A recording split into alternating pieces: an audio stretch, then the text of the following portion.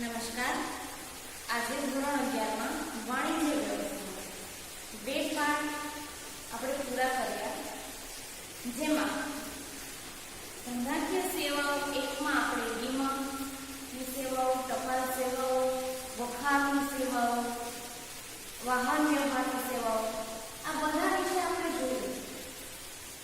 આગળ હજી સેવાઓમાં બેન્કિંગની સેવા, જેના વિશેનું આપણું પ્રકરણ છે. એ શબ્દ બેંક ક્યાંથી આવ્યો, પહેલાના જમાનામાં અથવા તો રોમન ભાષામાં એને શું કહેવામાં આવતું, એ આપણે અહીંયા વાત કરીએ તો વિશ્વની સૌપ્રથમ બેંક ઈસવીસન 1407.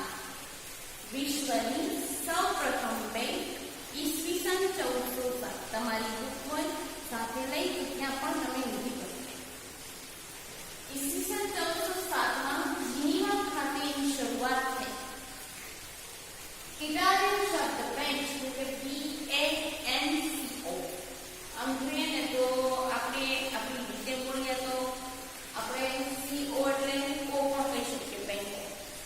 પણ અહીંયા તમારી બુકમાં કીધેલ છે ઇટાલિયન શબ્દ બેંક પરથી આ શબ્દની ઉત્પત્તિ થયેલ છે. ઇટાલિયન શબ્દ ત્યાર પછી રોમન સામ્રાજ્યમાં પણ અગાઉના જમાનામાં આ બેંક વિશેની એટલે કે નાણાં ધીરનારને આ બધું પહેલેથી હતું. હાલમાં જ અસ્તિત્વમાં આવ્યું એવું નથી. કે રોમન સામ્રાજ્યમાં નાણાં ધીરનારને માસેલા તરીકે ઓળખાય. એટલે કે ત્યારે શું હતું તો કે ત્યારે આવી મોટી કોઈ બેંક છે એના માટે કોઈ મિલકત હતી નહીં. કે જેમ કે અત્યારે તમે બેંકમાં જાઓ તો એક સરસ મજાનું મકાન છે અથવા તો એ ટાઈપની બિલ્ડિંગ હોય જેમાં સરસ રીતે ઓફિસ પાર્ટવાઇઝ ગોઠવાયેલી હોય, એવું પહેલાના જમાનામાં નહોતું. ત્યારે શું હતું તો કે બંધ ભાડો હોય એમાં વચ્ચોવચ્ચ બેંચ નાખી અને કોઈ લખવા બેસી જતું. તો એના ઉપરથી ધીમે ધીમે આગળ એને બિલ્ડિંગની વ્યવસ્થા કરવામાં આવી અને બેંક શબ્દ છે અને બેંક અસ્તિત્વમાં. હવે એમાં બેંકનો અર્થ રિઝર્વ બેંક છે. અત્યારે આરબીઆઈ આપણે જેને કહીએ છીએ, રિઝર્વ બેંકના મત અનુસાર માંગવામાં આવે એટલે કે તરત જ નિર્ધારિત એટલે કે નક્કી કરેલી મુદતના અંતે પરત કરવાની શરતે ધિરાણ. માંગવામાં આવે એટલે તરત જ આપી દેવું. બીજું કે નક્કી કરેલા સમયની અંદર પરત કરવાની શરતે ધિરાણ કરવાની આપણે બેંક કહીએ છીએ. અથવા તો બેન્કિંગની જે સેવાઓ આપે એને આપણે બેંક કહીએ છીએ. તો બેંકના કાર્યો ક્યાં ક્યાં છે? તો બેંકના કાર્યો આમ જુઓ તો બે છે. એક મુખ્ય કાર્ય ને બીજું ગૌણ કાર્ય. મુખ્ય કાર્યની અંદર સૌથી પહેલો મુદ્દો છે થાપણો સ્વીકાર. એટલે કે બેંકમાં તમે અત્યારે કોઈ પણ પ્રકારનું રોકાણ કરવા જાઓ તો થાપણોમાં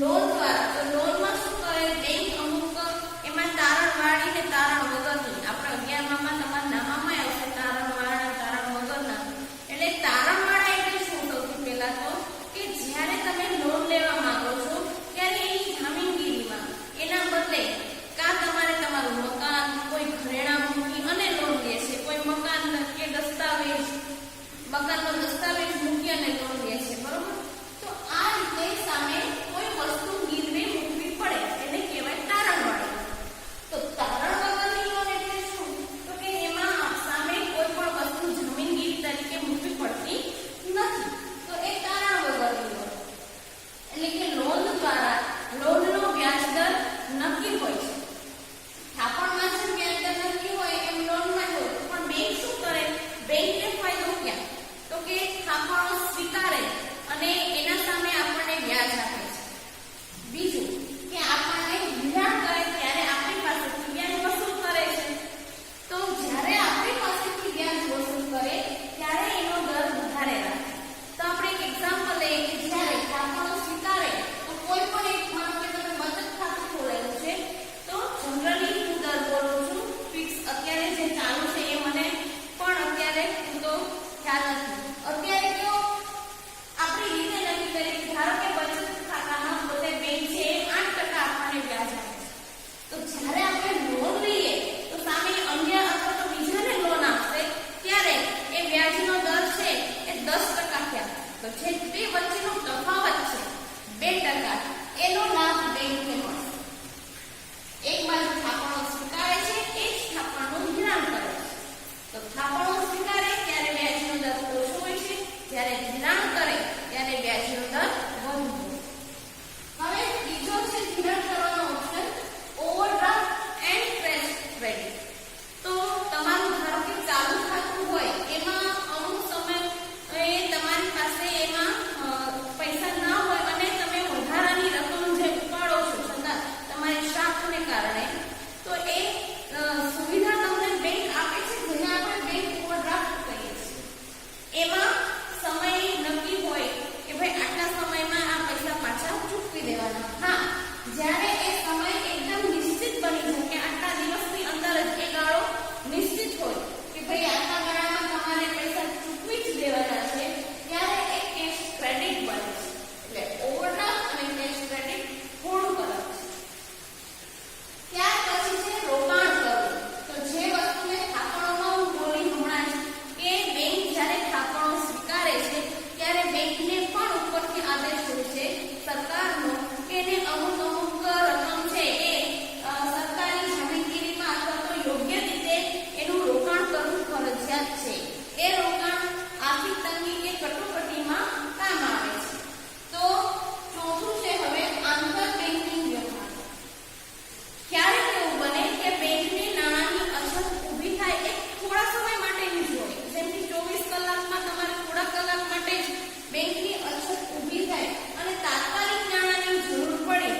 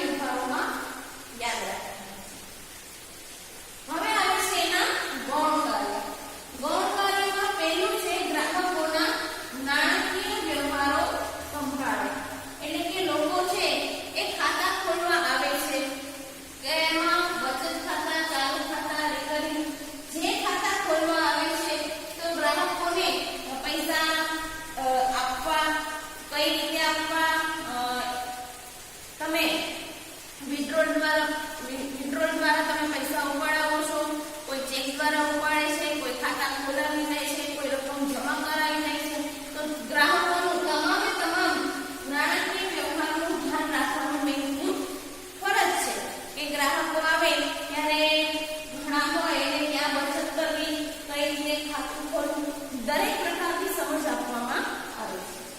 ત્યાર પછી છે હુંડિયામણને લગતા વ્યવહારો કરવા.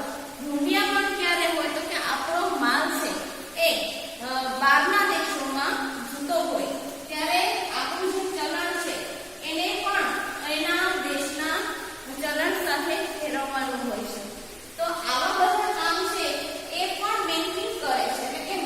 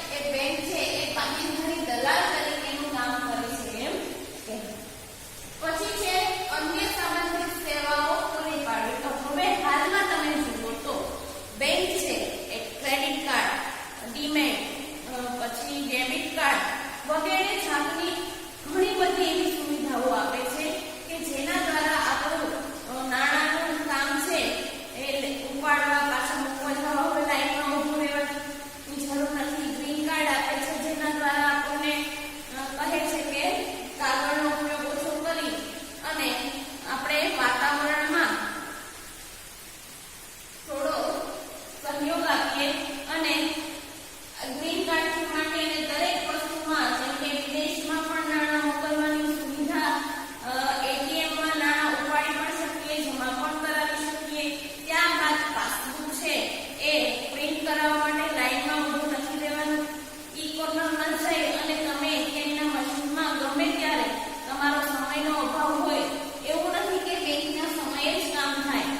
બેંક બંધ થઈ ગયા પછી પણ ઈ કોર્નરમાં દરેક કામ છે એ ચાલુ રહે છે. તો આ એની અન્ય સેવામાં આવે છે. ત્યાર પછી છે બેંકના ખાતાના પ્રકાર. હવે તમે જ્યારે ખાતું ખોલાવવા જાઓ ત્યારે તમારા ખાતાના ફોર્મમાં એક વધારાનું ફોર્મ આપે છે જેને કહેવાય છે કેવાયસી ફોર્મ. તો કેવાયસી નું પૂરું શું થાય તો કે નો યોર કસ્ટમર, એટલે કે તમારા બેંકની અંદર જે કોઈ વ્યક્તિ ખાતું ધરાવે છે એ વ્યક્તિનું કેવાયસી ફોર્મ, એટલે કે તમે એ વ્યક્તિને જાણતા હોવા જોઈએ, એનું ઓળખ કાર્ડ, ફોટો ધરાવતા હોય એવું ઓળખ કાર્ડ અને રહેઠાણનો પુરાવો જોઈએ છે. તો બેંકના ખાતાના પ્રકારમાં સૌથી પહેલું છે બચત ખાતું. બચત ખાતામાં તમે તમારી રીતે ગમે ત્યારે પૈસા જમા કરાવી શકો છો અને ઉપાડી પણ શકો છો. એમાં વ્યાજનો દર નિશ્ચિત હોય છે. તમારી જેમ જેમ રકમ જમા થતી જાય એ રીતનો તમને વ્યાજનો દર લાગુ પડે અને તમારા પૈસા વ્યાજના પણ એમાં જ જમા થઈ જાય છે. ત્યાર પછી છે ચાલુ ખાતું. તો ચાલુ ખાતું એ બચત ખાતા જેવું જ છે, પણ અહીંયા વ્યક્તિ છે એ પોતાના ખાતામાં પૈસા એની શાખ સારી હોય તો અહીંયા મેં તમને કીધું હતું કે ઓવરડ્રાફ્ટની સગવડ પણ એને ચાલુ ખાતામાં હોય છે. અહીંયા રકમ ખોલાવવામાં ખાતું ખોલાવવામાં થોડી જે રકમ મર્યાદિત હોય છે એ જ, બાકી ચાલુ ખાતામાં તમે ગમે ત્યારે પૈસા ઉપાડી શકો છો અને ગમે ત્યારે જમા કરાવી શકો છો. ત્યાર પછી છે રિકરિંગ ખાતું. રિકરિંગ ખાતું એટલે એવું ખાતું કે બેંકે તમને નિશ્ચિત સમય આપેલો છે ત્યારે અમુક સમયે અમુક નાણાં છે એ જમા કરાવવા ફરજિયાત છે. માટે રિકરિંગ ખાતામાં તમારે જે સમય તમને આપ્યો છે એ નિશ્ચિત સમયની અંદર તમારે એમાં નાણાં જમા કરાવવા ફરજિયાત છે. ઉપરથી ચાલુ ખાતામાં કે બચત ખાતામાં હોતું નથી. માટે રિકરિંગ ખાતામાં નાણાં જમા કરાવો, એની સામે તમને વ્યાજ પણ આપે છે અને છેલ્લે વ્યાજ સહિતની રકમ આપણને પૂરી પણ પાડે છે. ત્યાર પછી છે બાંધી મુદતનું ખાતું, એટલે કે તમને